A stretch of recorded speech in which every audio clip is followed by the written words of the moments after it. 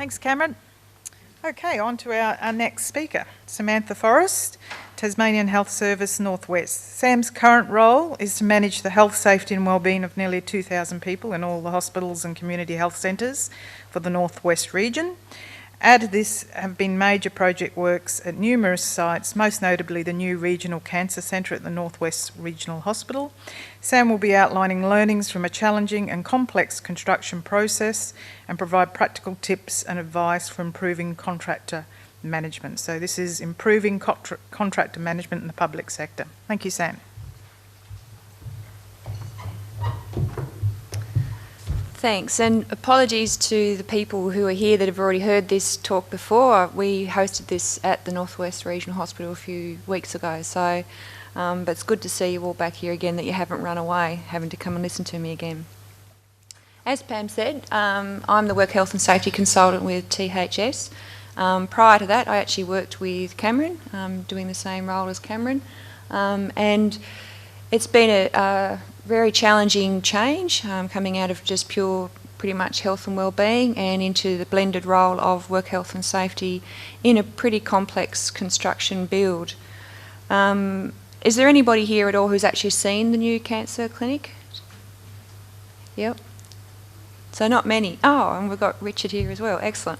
So today I'll take you through some of the pictures of the construction over the time, and I hope that none of you ever have to use it as a facility, but if you do end up having to go there, you or your loved ones, you've really got a beautiful state-of-the-art facility that we've got, and we're very happy and proud of what's been achieved. Okay, so this is one of the first stages of the construction. A bit of background, when I started 3 years ago, we already had construction started. When I started on the job, I was not told that I would be doing anything to do with construction. I was told that I was managing the work health and safety of the workers, and then I found out that it was a 3 to 4 day a week, pretty much managing the construction stuff that was going on at the hospital. This is standing up on top of the hill having a look down. We just pulled all the front face of the hospital off. You can probably see here, that's where the main road comes through of the hospital, so we had lots of traffic management problems. The Northwest Regional Hospital is a landlocked site. To one side there's a sheer drop, so we can't expand out that way, and then we're constricted on the other side by the road that's coming through there. When the original hospital was built 20 plus years ago, it was sort of built as a domestic style sprawl. It's a very long hospital. And not a lot of forethought gone into 20 years' time that we might actually need to expand. So this section up here of the hospital is pretty much all on landfill, so there's no way that we can actually go up there unless we actually pull it all down and go quite down in and build firm foundations. So it's restricted, a lot of the area that we can build on, and hence this is why this area up here was picked for the cancer clinic to be built on. That had a substantial amount of bedrock there, which Ian from Voss will nod how hard that was to work in that area. A lot of issues around the biggest challenges that we found with doing this sort of work was having multiple things going on at once, like having 5 projects on the go at once. The reason that that happened wasn't because somebody was being a sadist and decided to punish us. It was more so around the fact that we just managed to get funding, it just all aligned at once, and so there was lots of projects on the go at once. But it made it a very difficult and very complex job to manage it all. Okay, so the objective was to deliver the Cancer Centre in Burnie as per the Commonwealth Regional Cancer Centres, which is called the RCC initiative, and it was under the National Partnership Agreement on Health Infrastructure. So you probably, if you're a long-term Tasmanian, you would know that there'd been a lot of campaigning and a lot of community groundswell support to have a cancer clinic built there.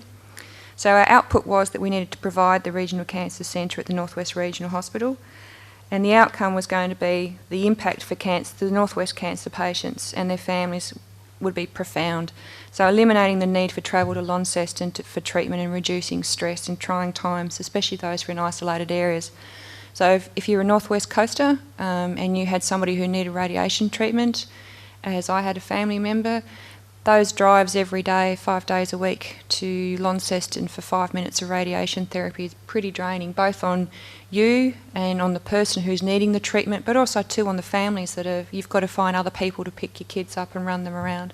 So to be able to do it in Burnie has been a massive step forward for us. So the key stakeholders in the project, we had the Commonwealth Government, we had the Department of Health and Human Services, we had us, and then we also had the Northwest community and the cancer patients and families. So we had a lot of community involvement, like I said, with fundraising and support. So if you do come to the cancer clinic, you'll see that a lot of areas have got like signs up saying donated by the such and such a family or the such and such foundation. So we've had a lot of people provide hundreds and hundreds of thousands of dollars worth of funding into this. We had a lot of communication strategies to go around this project. We had to report to the funding providers. That was a key one. We had project committee meetings. We had media communications to the community to let them know. And that was really important to liaise with the contractors around when they were doing things like we had a concrete pour one day and it was 52 trucks, I think, or around 50 trucks. So traffic management was key, but also to letting the community know that this was actually going on. So it wasn't a good day if you were just going to cruise through and cut a shortcut through the middle of the hospital road. You'd probably go somewhere else for the day. We had lots of on-site meetings, like with the contractors and with other parties involved with the build. And we also met with the contractors in a separate contractor meeting group, and they will be managing their subcontractors. So the major risks to the build. Oh, am I on the... Sorry. The major risks were budget blowouts, loss of funding due to not meeting construction targets, and Helen touched on that in her talk. We noticed that it was quite stressful around for us, and it probably was for the construction guys as well, was when we were getting close to when a federal, you had a cut-off point to be able to say that you'd reached an objective target. If you were getting close to that date and you hadn't reached that objective target, then you were at a risk of losing funding for the next section. So it was a lot of stress. And then what would mean for us is that we would then have to push that urgency onto the contractor as well. So a lot of pressure in a big build like this. There was also the risk of a loss of quality service to the community. We were quite worried about the fact that what would be the community's perception of the build? How would they see the fact that their hospital had been changed around? There was also probably for me being a work health and safety professional, I was really worried too about workplace accidents or injuries during the construction. So not only for the construction guys and the contractors, but also too for visitors to the site, as there was lots of traffic coming in and out and lots of hazardous areas for people to walk around in. So these are some of the major projects that have gone on in the last 3 years. So we've built and completed the Regional Cancer Centre. We've also done a $10 million emergency department extension and an upgrade. We've built a new 18-bed rehabilitation ward. We've installed a brand new MRI. We've completely reconfigured the hospital, and if anybody's ever done a big-scale decanting of a large place, that in itself is problematic and enough to make you take up alcohol. Sorry, Helen. But to move somebody out of their office because they've been there for 3 years and tell them that they have to move because there's 19 stages of somebody else moving down the line and they have to move so that somebody else can move in, you have to be really diplomatic. And another thing that we found too that was really important was just to be really open, honest and transparent, and as soon as you were aware of things going to need to have to change or somebody might lose their space, go in there and start talking to them, because the more forewarning they had, I wouldn't say that it meant that they didn't complain about it, but it just meant that they had more preparation time for the move. And a lot of extra precautions had to be used when we were doing major decanting.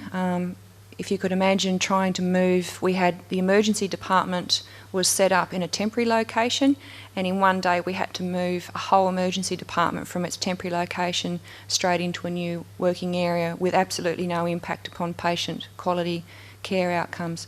So it was really challenging for the staff. So we had quite an increase in worker fatigue and workplace stress claims during a lot of that, and a lot of it was just around fatigue. They were change fatigued.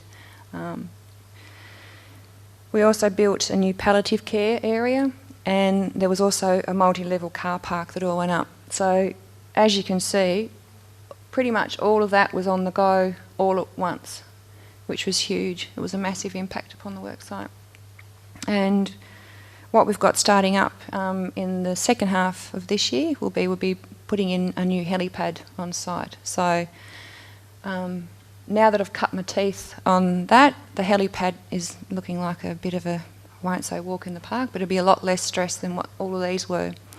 And during construction too, like I said, I still had to manage and look after all the other hospitals on the site around the region as well. So a good idea would be, if you are managing a large-scale project, we had an external construction expert come in and give me a hand and do inspections as well, which just meant that if I wasn't able to be there on site all the time, at least we had a regular report coming back in on inspections. Okay, so this is about midway through the build, so this is when we're just starting to go up a few floors. This is when it started to get quite challenging as well. As you can see, working at heights, lots of pedestrians and cars coming in around here. We still had to access down here. There was not a big falling out, but there was a lot of robust discussion around with the clinical staff. So behind this big building over this side was where the temporary ED was. So it can be really challenging managing a complex build where you've got lots of different stakeholders with different expectations. So for the doctors, their main concern was patients. I don't care about this safety stuff. The patients need to be able to get out of the car there and be able to walk straight in a straight line to be able to get to the emergency department in so many steps in so many seconds. The only problem was that it was straight through the middle of all of this, with working at heights, risk of things falling, a really challenging thing for the contractors to have to work around people coming through the site. So a lot of discussion, a lot of involvement, and it was a real juggle as a safety professional to try and manage the expectations of the contractors and manage the expectations of the clinical staff as well. But nobody got hurt, which was good. And that was probably one of the best outcomes of, all up, there was over $50 million worth of construction going on site. There was no major injury or incident. We had a few notifiables, but you would probably expect that on a build this size. But it was a really well, it flowed well, it worked well, and probably in the next slide, oh, here we go, we've got level 1 of the cancer centre. So if you were to come and be a patient at all, this is where all the treatment actually goes on at the top. And if you know Burnie at all, or this actually looks out to the sea. So now they have a beautiful outlook. They've probably got some of the most prime real estate views in Burnie. They look out over the ocean. So it's a really beautiful spot to be if you're needing to use it.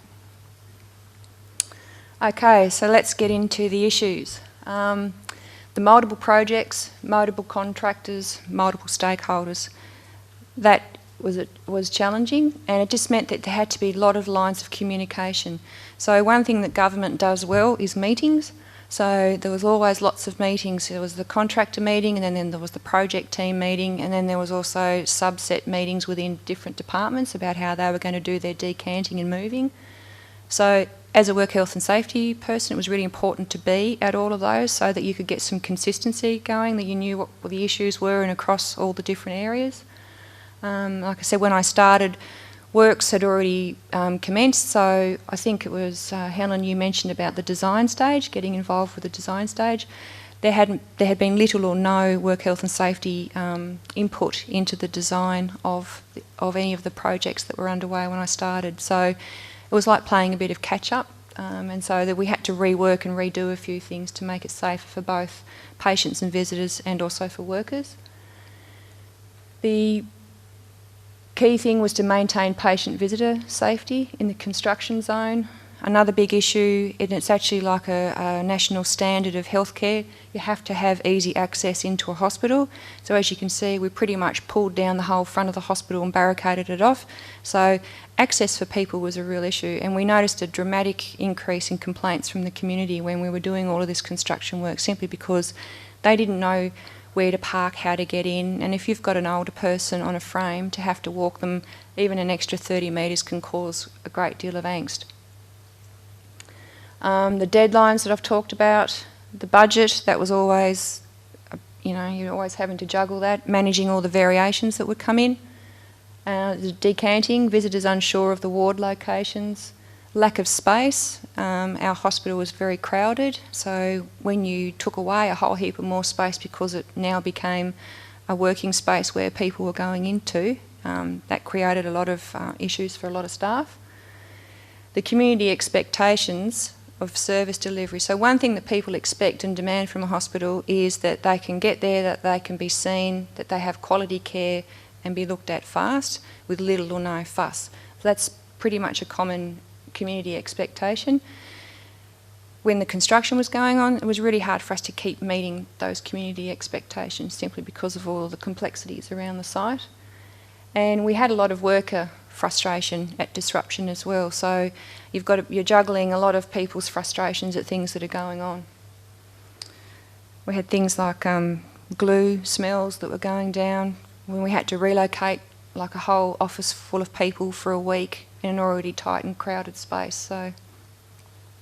So the learnings from the construction process, that work health and safety consultation should be embedded into all stages of construction, both at the tender, at the project management plan development, in reviewing and looking at the SWIMs, plan and design reviews, audits, inspections, incident investigations, and then also, of course, the notifiables. So if you have got a big project coming up, then if you are the work health and safety person in your site, you should be involved with all of these. And you should also find out the key people in the project team. So for me, I had Ian from Voss, who was my key person in the organisation, plus the foreman as well. So I would make it a point to regularly have meetings, and Ian would too. We would touch base and make contact on a regular basis. Read through, double check that their project management plans and SWIMs are site specific and not generic. Not saying that Ian's were, they were always quite good, but quite often you might get a SWIM and you look at it and it's not even for your work site. It's just cut and pasted and stuck in. You need to read through and double check your SWIMs and your project management plan. When I read through the project management plan, that was how I learnt that how often they do their audits, how often they do their inspections. So then you can make a request to the contractors and say, okay, I'd like to see your bi-monthly audit, or I'd like to be included in your inspections so I can have a look at what's involved in it and what you've found. As the principal, you've got the right to ask for that sort of stuff if it's in their contract and in their tender.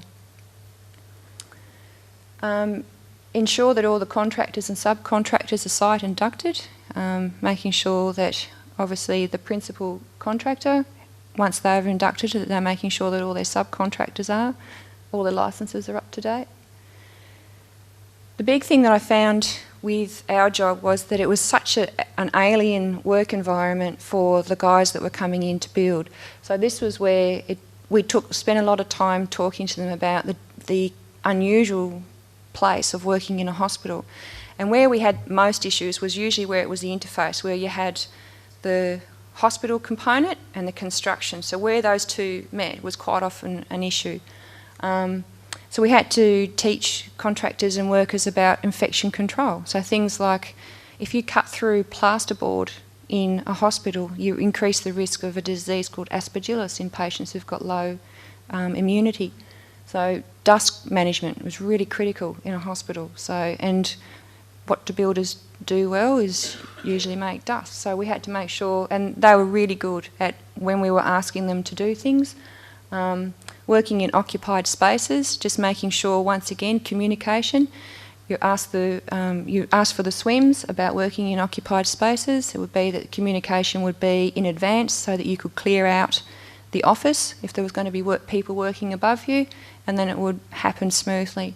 There's nothing worse than what we didn't want to have would be for a patient to be lying in a bed and if they could hear somebody crawling in the ceiling above them, because then the next thing you would have is an article in the Advocate about unsafe work practices at the hospital. So teaching contractors about how they represent you as an organisation when they're on your work site as well. So we did a lot of work around that.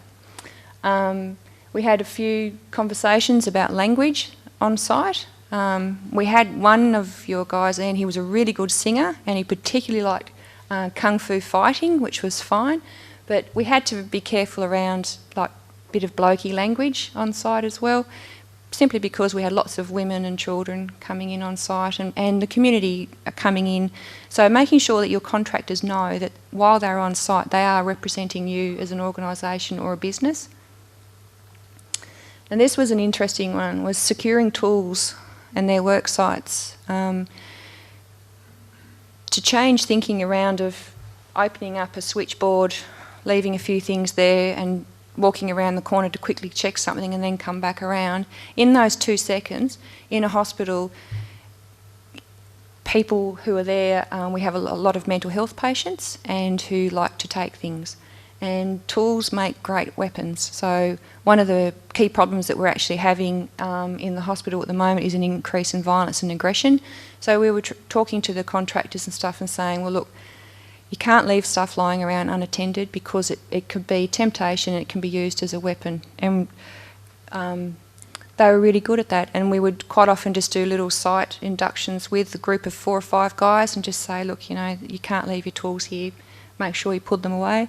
And it wasn't just the contractors that were doing it. I had to retrain our workers, our electricians and plumbers as well. So quite often my office would be filled with levels, drills, hammers, because I just pick them up and pinch them if I saw them lying around. And they usually would know where to come and find them at the end of the day.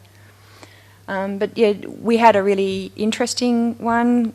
We had a mental health patient who, he was friendly enough, but he liked watching what was going on in the construction site as well. So he went out and bought himself a high-vis. So he popped that on, and it straight away, what does that do? It makes him look like he's got some authority to be where he shouldn't be. And yeah, was trying to access in and get in onto site. So we do a lot of work around personal security at work. We do a lot of training with Tas Police as well. And their number one comment around is if you're trying to secure contracted sites and work sites is that if something doesn't feel right or look right, it probably isn't. So we have on-site security and we would get them to come and help. Another key thing is to provide support and follow up for contractors if actions from your organisation impact upon them. So I worked really hard at developing a good relationship with the contractors so that, you know, they could come to me, I could go to them, and we could solve problems together.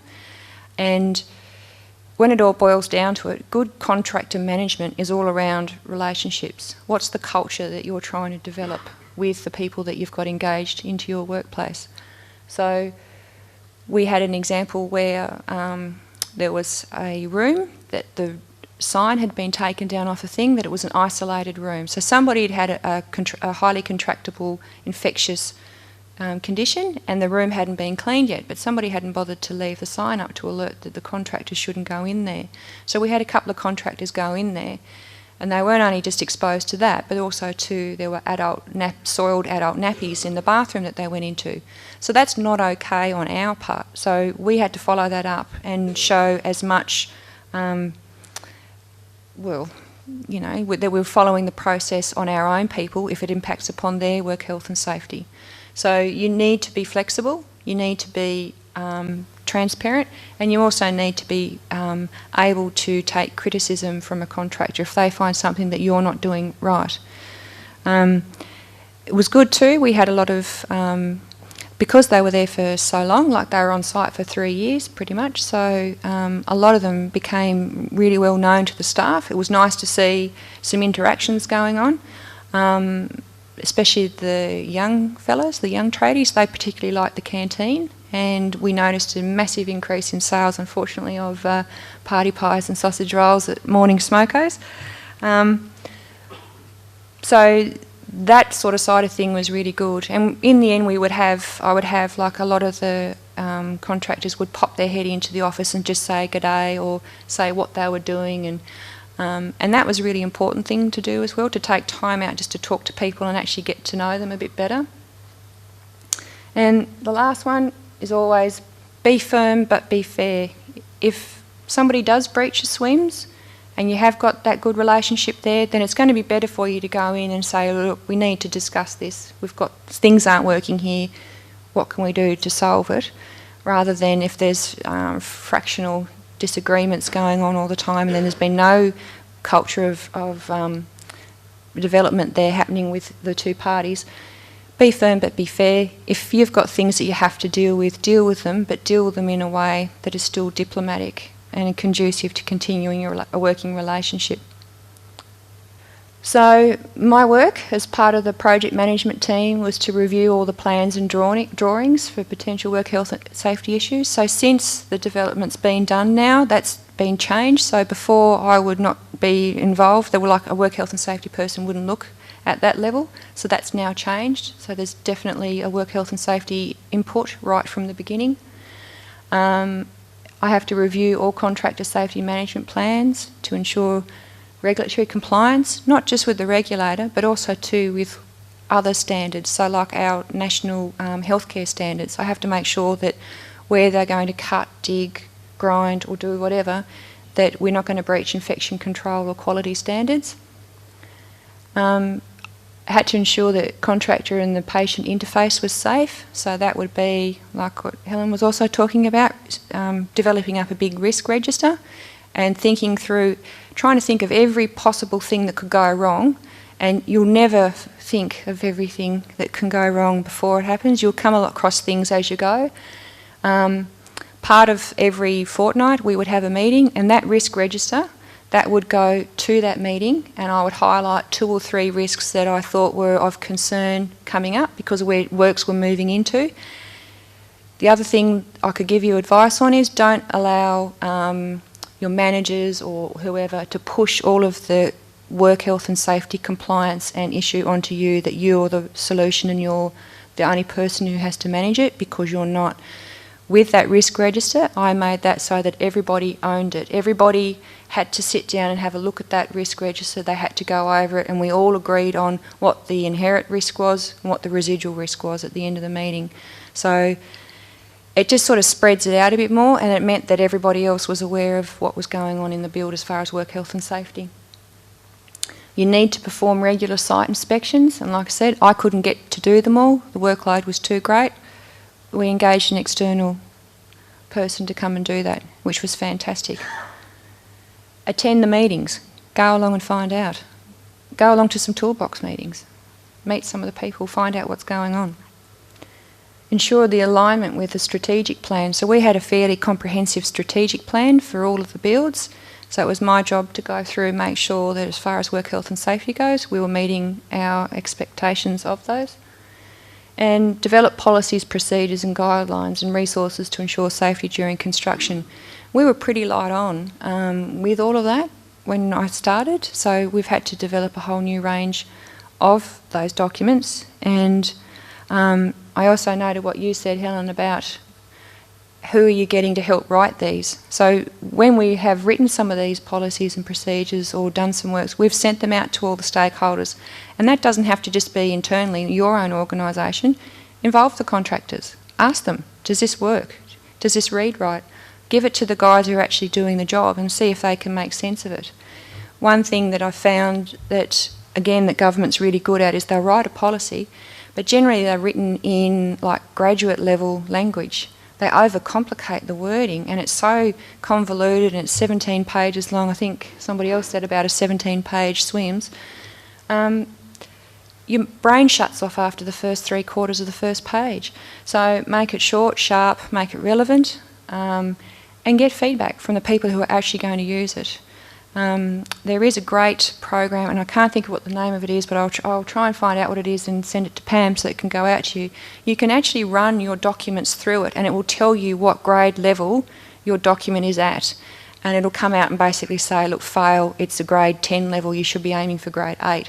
Which is not to say you're trying to dumb down the intelligence of everybody, but it just means that most adults are too busy to sit down and try and work out stuff. They want to know, short, sharp, let's get to the point. What's the safest way that we can do this thing?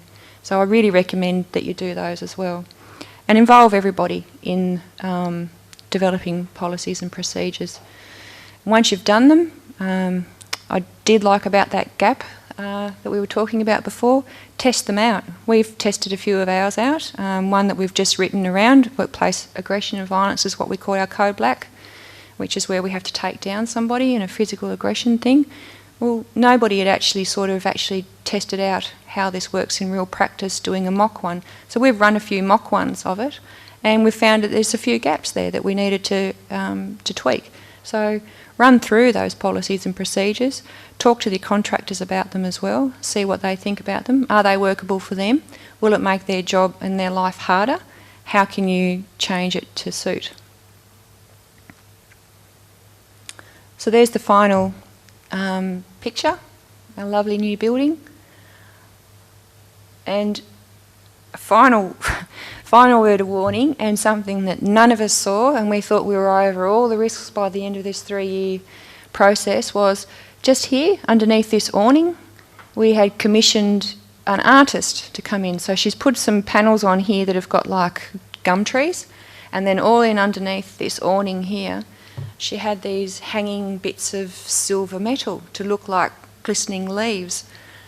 The only problem is that the $40,000 worth of reinforcement we put into the roof here for her to screw the things in, she decided to take a shortcut because she didn't understand the safety implications of it. So she glued them onto it.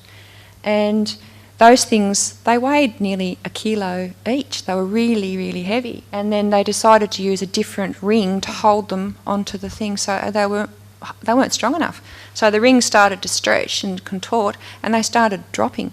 And that's right where patients walk in and out of the main entrance. So we had a few hazards with that. The other thing too was this is now a wind tunnel. So the wind would rip through there. Oh, and if you've ever... Who here likes wind chimes? So you couldn't hear yourself at the front desk in underneath that awning because it was just clanging all day long. So that got taken down very quickly and is now having to be redesigned. So if you do have a major project going on, I think you have to spend about 3 to 4% of your budget on artworks. Artworks can be tricky, so be involved in the art committee as well. Are there any questions?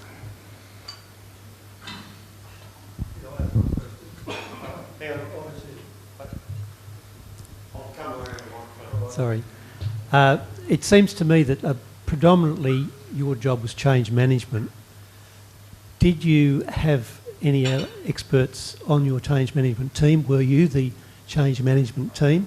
And did you think it was appropriate that work health and safety should take on the majority of that role? No, it was not just me. So we had our general manager of the hospital as well. So I would meet with her every single week around a lot of this sort of stuff. So we would look at reviews and processes, how we could... so it was not just me at all, but that's probably my passion with work health and safety. It's not so much around whacking a stick, but a cultural change. So yeah, the change management I think is a crucial thing in work health and safety. And yeah, but no, I was definitely supported with other people in the project management team.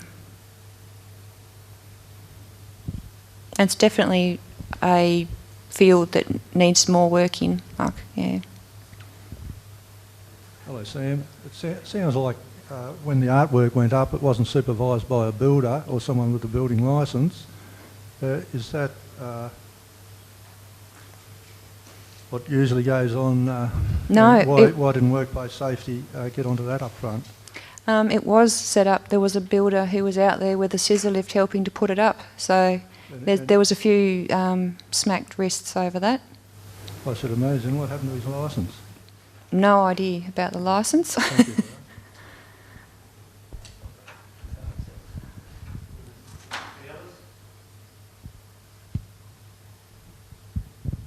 All right. Thank you.